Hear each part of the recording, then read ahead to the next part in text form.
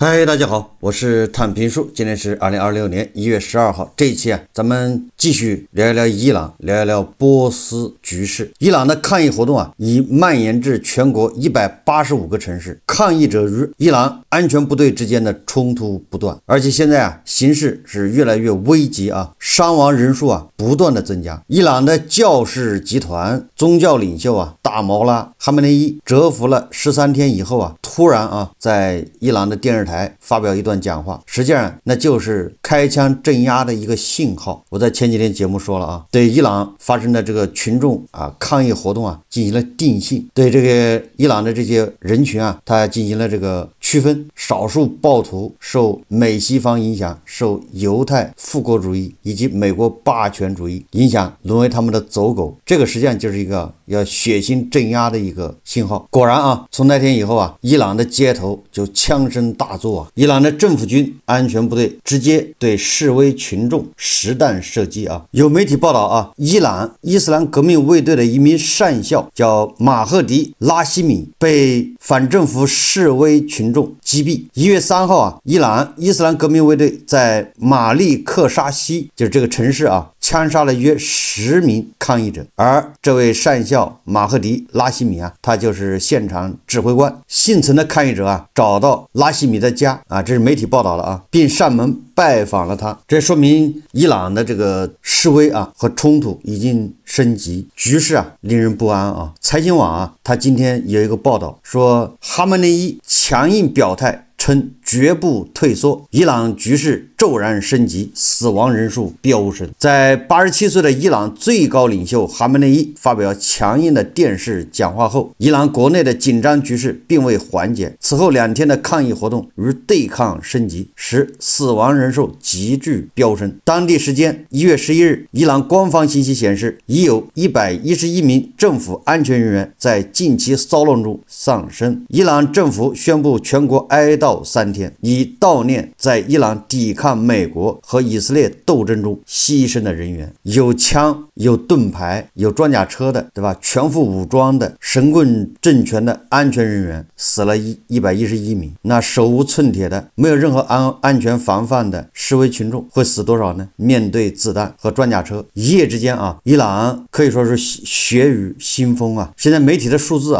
也不一致，有說是200多500多還有2000多，也就是說現在很難統計伊朗到底有多少示威群眾已經死在這個伊斯蘭革命衛隊的槍下。很多這個示威者的親屬都跑到醫院那個醫院的大屏幕在滾動的播放死者的照片，他們都去那兒認屍，尋找自己下落不明的親人。1月8日100多名被伊朗政權實彈射殺的抗議者的遺體被送往德黑蘭的卡赫里扎克法醫醫療中心，遇難者家屬悲痛欲絕。這證明伊朗的死亡人數遠高於之前的估計，可能高達數千人。伊朗家屬認屍的這個照片和視頻網上也很多。1月12日，據總部位於美國的人權活動家通訊社披露，伊朗全國範圍內持續2周的抗議活動，在政府的鎮壓下已造成至少538人死亡，另有超10600人被伊朗政府拘留。這是財新網報道的而3天前1月9日晚間，該組織披露的死亡抗議者人數僅65人，另有2300多人被捕。也就是說你看一夜之間血流成河就是這個大毛拉神棍哈梅内伊出來講話，殊死抵抗，做最後的掙扎呀。據媒體報道，美國總統特朗普正考慮多個干涉伊朗方案，包括宣布向中東派遣航母戰鬥群，發動網絡攻擊和信息戰等。特朗普尚未做出決定。據美國官員稱特朗普決定於1月13日聽取關於應對伊朗抗議活動的具體選擇的簡報。此外，以色列總理辦公室1月11日發表聲明說以方正密切關注伊朗局勢發展，以色列安全內閣定於1月13日舉行全體會議。實際上美國正在向中東地區進行大規模軍事空運。與此同時，越來越多的航空公司暫停了飛往伊朗的航班。以色列已決定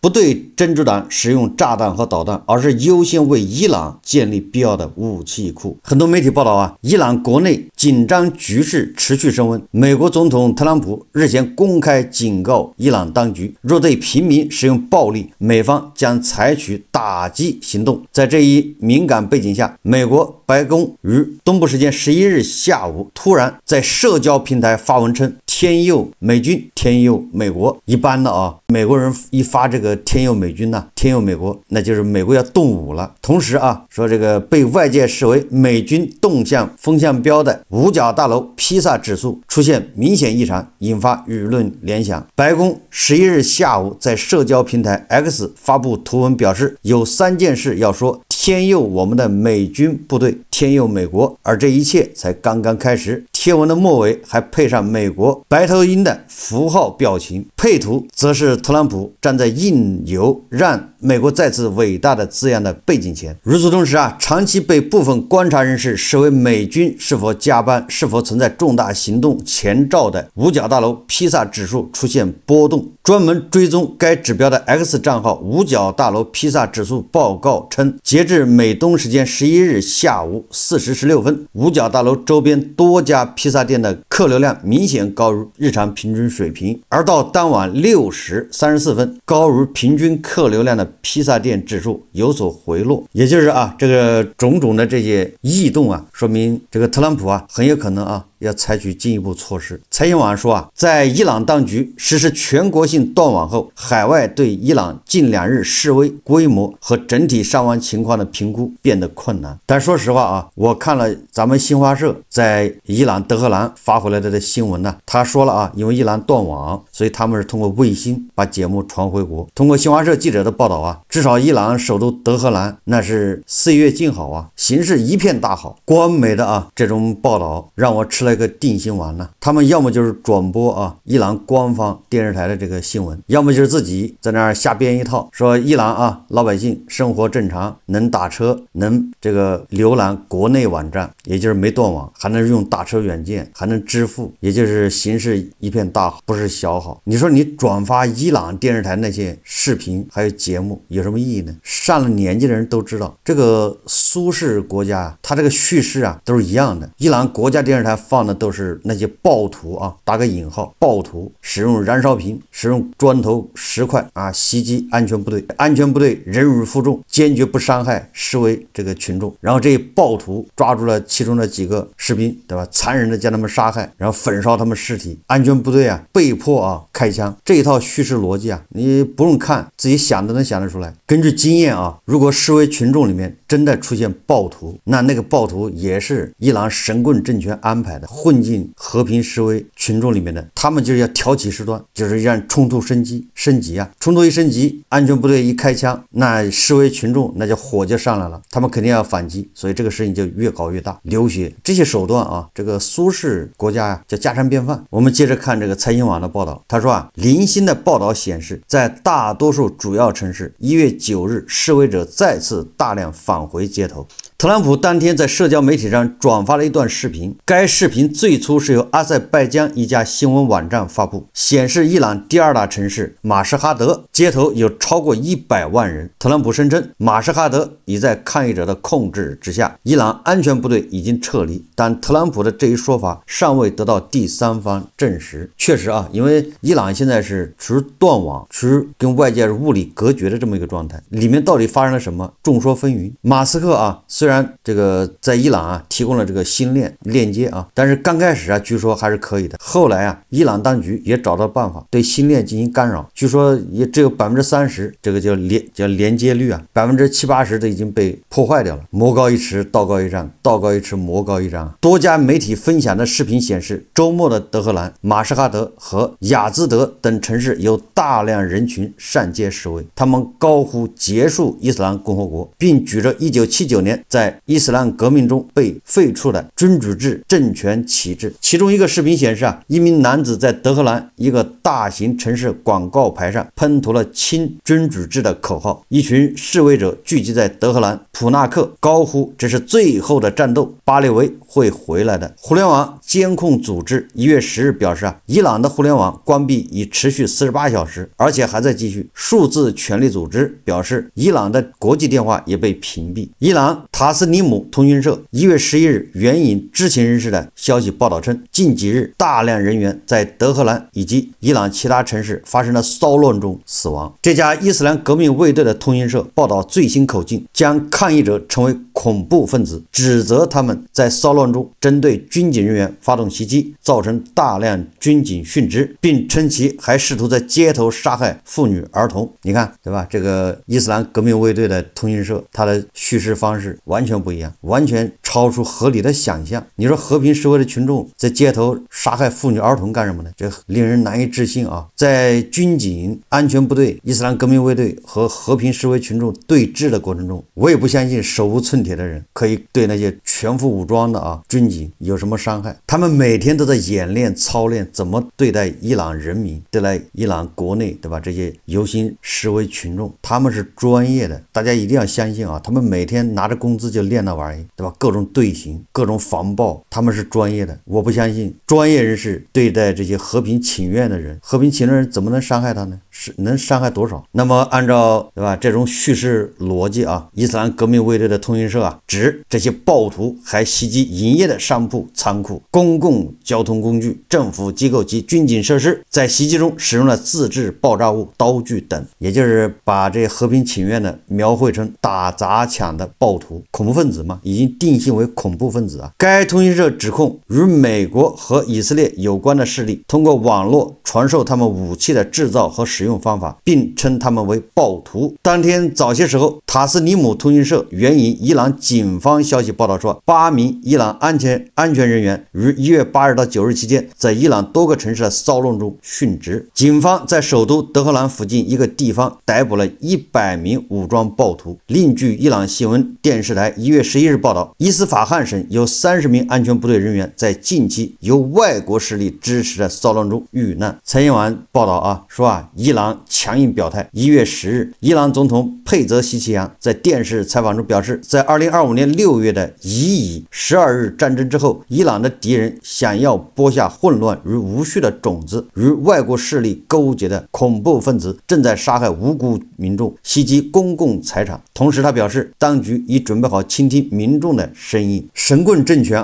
像其他集權政權一樣把鍋直接就甩到美西方頭上，明明是自己無能、貪污腐敗，老百姓民不聊生，活不下去，深深的被他描繪成什麼與外國勢力勾結，變成恐怖分子。佩澤西奇揚還闡述了政府實施重大補貼制度改革計劃的目標，即穩定市場、增強生產、提高民眾購買力、密切監控供應鏈，並向民眾匯報了該計劃最新實施的情況。也就是全伊朗人一個人一個月發7美金，就是50塊錢人民幣。1994年我上大學的時候，國家給大學生一個月是49塊5的補助，那是30年前呢。你說伊朗已經混到什麼程度了？就這樣，他還埋怨老百姓，對吧？起來上街去遊行請願，把一個國家搞成這樣。佩澤西奇揚現在出面不過是安撫，你動不了這個教士集團，這個伊斯蘭革命衛隊，這個伊朗人身上的一個吸血蟲一個毒瘤，這個你除不掉。伊朗人創造了再多的財富也沒用，他們依然要餓肚子。財新網說此前1月9日，伊朗最高領袖哈梅內伊在伊朗國家電視台對全國發表電視講話，這個咱就不說了總之他已經給這個和平示威已經定性為暴亂，要堅決出手予以鎮壓。哈梅內伊認為伊朗人民走上街頭是受這個特朗普的蠱惑，是為了向特朗普表示效忠。特朗普有這麼大的魔力嗎？財新網報道說1989年以來一直統治着這個教權國家的哈梅內伊還講話中斥責特朗普的傲慢自大。這個財新網很有意思非要提一個年份，我也沒查到底是不是哈梅內伊那個時候開始統治的哈梅內伊什麼時候上的台也就是從霍梅尼手上接過這個大毛拉的位置是吧？奉勸他管好本國事務，不要对伊朗事務指手畫腳。他說特朗普應該明白，世界上那些傲慢自大的人都在他們最狂妄的時候被推翻了，他也一樣會被推翻。講話中，哈梅內伊還指控特朗普應對伊以12日戰爭期間逾1000名伊朗人的死亡負有責任，斥其雙手沾滿伊朗人的鮮血。他口口聲聲說支持伊朗人民，手上卻沾滿伊朗人的鮮血。哈梅內伊痛斥特朗普，此人毫無責任感可言，根本不会在乎平民的死活。但是现在下令開槍的卻是哈梅內伊啊，又不是特朗普下令開槍，鎮壓伊朗人民的難道是特朗普嗎？所以說指鹿為馬，對吧？顛倒黑白只是他們叫一個生存技能。此前一天，特朗普再次就伊朗騷亂事件威脅稱，如果再有人員死亡，美國將對伊朗進行嚴厲打擊。特朗普說美國正密切關注伊朗發生的騷亂事件，如果伊朗當局對相關人員死亡事件負有直接責任，他們將付出慘痛代價。那麼現在好了特朗普到了兑现諾言的時候了。特朗普對伊朗老百姓莊嚴承諾，是吧？那現在趕緊出手吧。特朗普抓了馬杜羅，贏得了一片喝彩。我相信如果特朗普這個時候出手的話，那才叫居功至偉啊。在哈梅內伊發表上述講話幾小時後，伊朗最高國家安全委員會發表聲明稱，將對破壞者毫不寬容。該委員會表示儘管抗議活動是由市場不穩定引發的，但此後一直由伊朗的外國對手以色列和美國主導。声明說很明顯，那些抗議經濟狀況的人不會做通過搞破壞了惡化經濟狀況的事情，並補充說任何有尊嚴的伊朗人都不會破壞蘇萊曼尼將軍的雕像。蘇萊曼尼於2020年在美國無人機襲擊中被殺死，這個又是特朗普的傑作是特朗普任上的吧？下令斬首蘇萊曼尼。蘇萊曼尼將軍好好的在那個轎車裡面，應該是在伊拉克北部吧，還是什麼地方？好好的，對吧？就之後就變成了包子馅儿。那麼前兩天示威群眾把蘇萊曼尼那個雕像給他推翻了，好像是。相關視頻顯示，抗議者最近幾天在伊朗西南部法爾斯省和科爾曼省中部破壞了疑似蘇萊曼尼的雕像，還有蘇萊曼尼在街頭的大幅肖像被抗議者點燃燒毀。沒毛病為什麼呢？對吧？蘇萊曼尼實際上就是伊斯蘭革命向外輸出革命一個代表，花的都是伊朗人民的血汗錢，去支持什麼抵抗之狐，去到處跟文明世界作對，殺人放火，搞恐怖襲擊。伊朗人民是勒緊褲腰帶幹這事，說明伊朗人民覺醒了。陳一晚說伊朗軍方1月10日聲明稱，將捍衛國家利益，保護戰略基礎設施和公共財產，並敦促伊朗人民團結起來，挫敗敵人的陰謀。伊斯蘭革命衛隊在1月9日的一份聲明中也警告說其紅線之一包括保護伊斯蘭革命的成就和維護社會安全。德黑蘭檢察官阿里薩利希則在伊朗國家廣播電視台發表的評論中表示，那些被指控破壞公共財產或與安全部隊發生武裝衝突的人將面臨上帝的敵人的指控。根據伊朗法律，這種罪行可判處死刑。我們不會向武裝恐怖分子妥協。他說也就是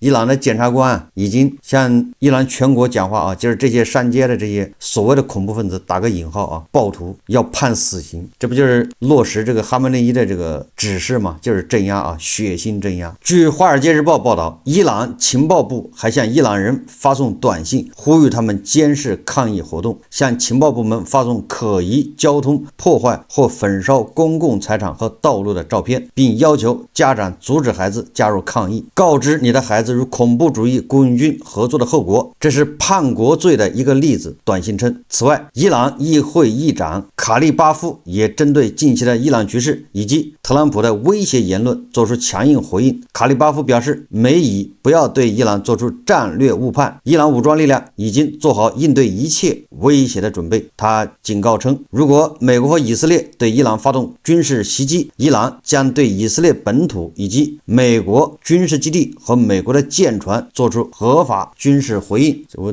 去年12日戰爭，伊朗被炸成那個樣子，我現在想象不到啊，面對伊朗和美國啊，如果軍事干預以色列和美國要干預伊朗的話，伊朗還能做出什麼回應呢？第一時間換個尿不濕，你還能怎麼回應，對吧？伊朗的那些武裝對付國內手無寸鐵的老百姓還可以，你也對付武裝到牙齒的以色列復國主義還有美帝，那不是開玩笑嗎？ F-35馬上就可以在伊朗上空開闢禁飛區進行壓制，如入無人之境。我相信這個特朗普要干預的話，伊朗很有可能在短時間內就瓦解掉了。這个就是教士集團立馬土崩瓦解，因為不會有人真正的為大摩拉賣命的。對付國內老百姓的時候，他是可以的，血腥鎮壓，因為畢竟對面手無寸鐵。但是要對付美帝那個不知名的恐怖的這種，對吧，先進武器，說實話這個伊斯蘭革命衛隊他們是沒有把握的，他們心裡也清楚，他們和義和團的大師兄沒什麼區別。財經網說國際反應。說1月10日，澳大利亞、加拿大和歐盟外長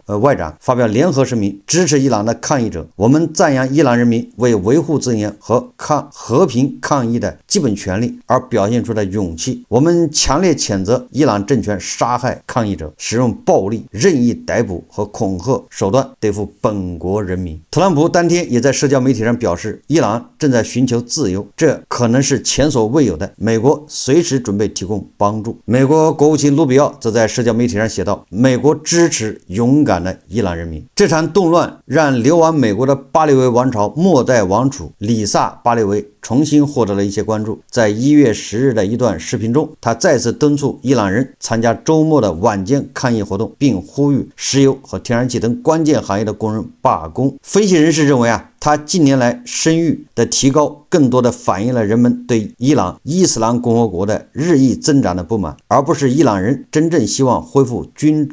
主制。許多伊朗人認為他具備現政權所不具備的一切：親西方、世俗，有能力結束伊朗的經濟孤立。巴列維近期也頻繁表示自己已經準備回到伊朗參加最終的戰鬥，但他也聲稱他的角色不會是新的王權統治者，未來伊朗採取什麼制度將由伊朗社會決定。這是財經網的一個報道我一直說這個伊朗的教士集團神棍政權呢，是對內那是非常的殘忍、高壓、白色恐怖，但是對外呢是身體很誠實，嘴也很硬。這個大家恐怕都應該有所了解為什麼呢？就在昨天伊朗聲稱他只需要24小時就能研製出核彈。德黑蘭警告說任何西方對其核設施的攻擊都將招致嚴重後果。我看這個俄羅斯的口炮界的天花板梅德韋傑夫他也說如果伊朗最高領袖提出要求，俄羅斯準備向伊朗提供核武器，並強調這是俄伊兩國簽署的防務協議的一部分。這是不是標誌着俄羅斯人出手了呢？至少對吧？這個先幫助哈梅內伊恐嚇一下，嚇唬嚇唬。當然了，這是梅德韋傑夫的這個嘴炮說的並不是普京的表態。普京現在還是處於蟄伏狀態，還在觀望。伊朗的這個神棍政權